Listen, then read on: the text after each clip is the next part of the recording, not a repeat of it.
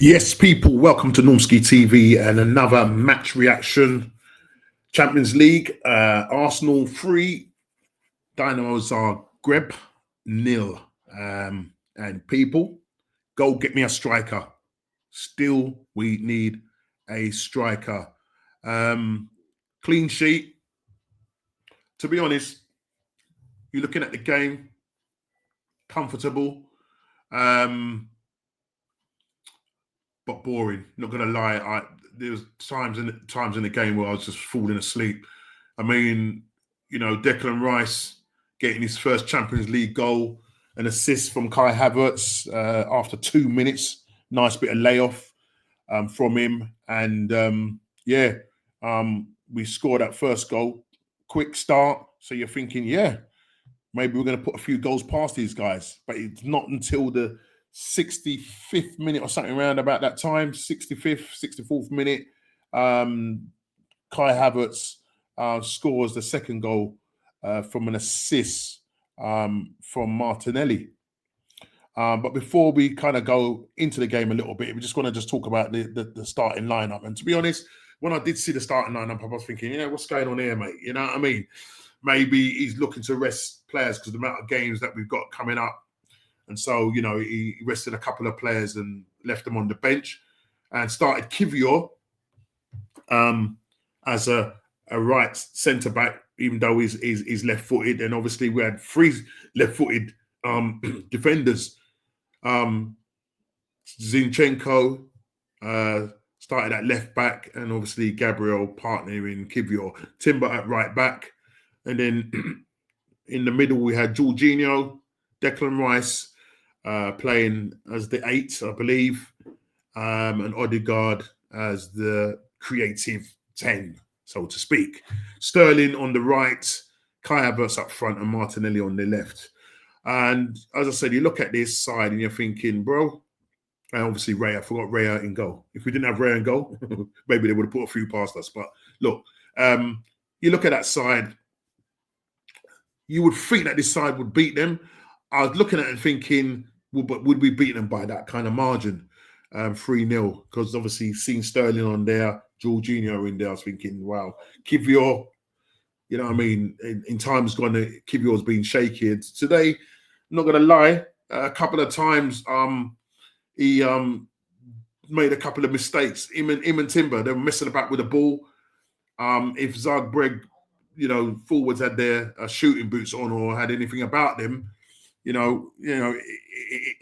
could be a situation where they could have, equalized, but that wasn't the case. And so we go on and, get that second goal, as I said, from Kai Havertz, but it was a long time coming. And to be honest, the game was a bit of a bore, not going to lie.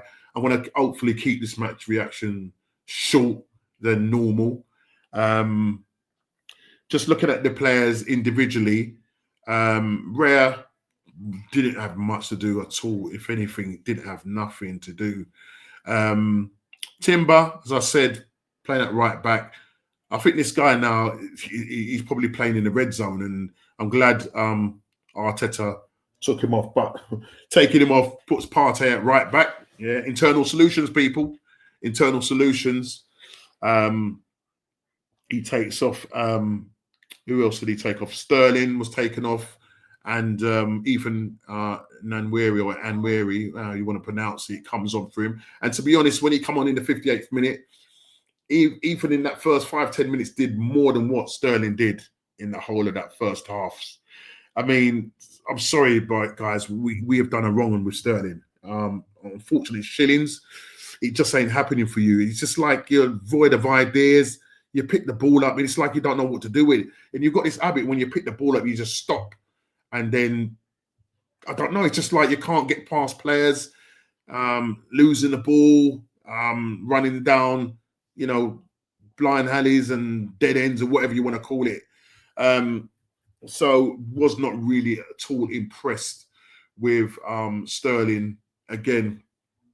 And we definitely need some reinforcements, especially on that right side. Listen, it's good that Ethan is back from injury And as I said, what he did, coming on, driving into the box, dropping a shoulder, putting in a lovely cross, and I can't remember. I think it was Declan Rice. I think he was defending it rather than trying to score. But it was a lovely cross by Ethan Ranmiri. Work rate is just there. Love it. Every time the guy picks up the ball, something's going to happen. And look, going forward, hopefully we'll stay fit. But Sterling is a problem. And I can't see how this guy has made us any better than what we are. Look, that 3-0 win gets us pretty much through to the last 8, or say last 16, because we should go through automatically in the first 8. Now, it would take a massive goal swing for the teams that are 9th onwards, downwards, to take anything off of Arsenal. We could go to Girona and draw that game, but listen, it'd be good if we could go there and win. I think did they win tonight? I can't even remember if they won tonight. I'll have to go and look at the actual table to see whether they won. Girona, did Girona win? No, they lost. They were away to Milan, AC Milan, and they lost that game 1-0. So I think where they currently sit in the table, I think it's probably bottom, 31st. So listen, if they end up drawing that game and we beat them, then they're pretty much out of the Champions League and league stage. So we'll see what happens there. But yeah, as you can hear, 3-0, you look at it, you thought exciting game, but it wasn't really that exciting. And then Odegaard, in the 91st minute, gets a tap in off of his calf muscles. And he was interviewed tonight, and he's basically saying that, he needs to do better. He needs to be kind of, ghosting in the box more, and scoring, and getting in the box more. And this is something that he definitely has neglected. And, that pillow foot, as Curtis Shaw describes, you need to get some lead in there, mate, and start packing a punch. Too many touches. And my son was joking with me. He was saying, like, no wonder this guy gets a lot of, when it comes to stats, he has the most touches in the games, because when he picks up the ball, he wants 3, 5, 6, 7, 8 touches before he lays it off. Does this little jiggly, I'm going to call him Jiggly Odegaard, mate. He does this little jiggly Odegaard, mate. But no, man, the game, I'm not going to lie, it wasn't the most exciting game to win. 3-0 kind of masked, how we was playing. Still playing with the handbrake on, very cautious, side to side, 95% pass accuracy again in our half. So that. And the stats shows it. If you care to look at the stats on One Football, it tells the story. 25 crosses, I think, whipped in. If I look at the stats, the crosses that we had whipped in was something like 20. I'm sure it was like 25 crosses. Let's have a quick look here. Yeah, 25. A total of 25 crosses. We had 20. Let's see, how many shots did we have? Shots on target, 4, total of 17 shots. So we had a total of 17 shots, 4 on target to their 5 shots and 0 on target. So they were not a threat whatsoever, and we should be beating this side. We shouldn't be struggling against this side. And to be honest, I think our first 11, if we had our first 11 out there, if Saka was there, mate, I think we would have put a lot more past these guys. But Arsenal are pretty much through, but they're going to come up against some better teams. And if we don't go and address the striker situation, we're linked with Cunha, but he's attacking forward. He's not the one that's going to get us over the line. As far as I'm concerned, we need to go out and, Victor Gokres again scores tonight. Okay, Sesko scores as well.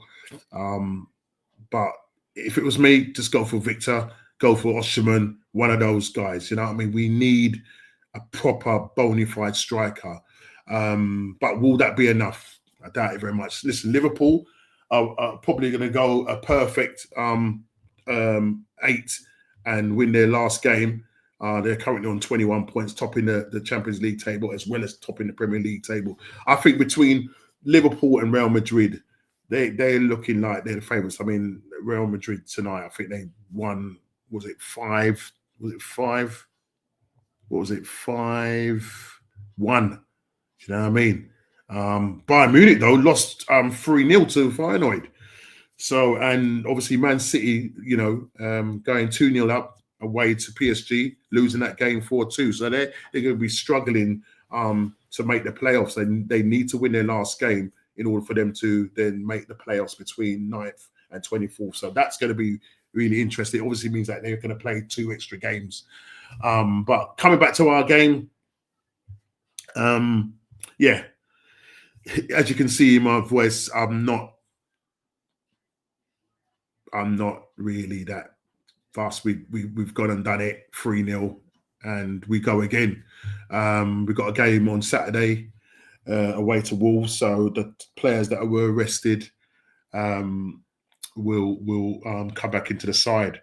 But I don't know whether we're going to get a striker or get any kind of attacking player at the moment, because there doesn't really seem to be any real kind of serious links. You know what I mean? And it is getting rather frustrating.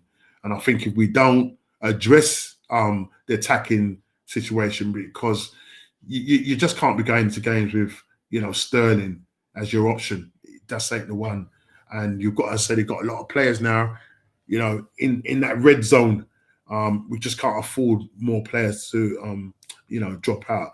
I think California was back in training and Ben White is back in training. But we need players back. And we need to just go and get a striker. Go get me a striker. That's all I ask, mate. Do you know what I mean? Just do that and let's just see where it leaves us. But lots of chances missed tonight. And when that happens, you need a clinical striker in that box. Because sometimes what you'll find is that balls are put into the box, but Kai is not there. He's either out on the wide or he's dropped deep. You know what I mean? And that's no good to us. You need people that's going to be on the end of it. And to be honest, that ball from Martinelli where he drove into the area, well, not drove into the area, he was driving towards the area and whips across with his right foot. And so it was a well taken goal from Kai Havertz. Apart from that, nothing else. Do you know what I mean? I was not really impressed by him in general. Kivior, massive drop off. For Saliba, but he's played him tonight. In the last game, he said he couldn't play a left-sided defender, but yeah, he's playing him tonight. Make that make sense, people. Arteta, you need to stop speaking with forked tongue, man, and start speak some truth. You understand me? Start speak some truth, yeah, and stop playing that samba music, yeah. No one hear no samba music. Go and get me a striker. That's all we ask, people. Go and get me a striker. Listen, it's a short one tonight. It's not very enthusiastic, but it is what it is, mate. Listen, please hit the like button, subscribe and share if you're new. On to the next game on Saturday. Wolves away. Let's go and get a win. Take care.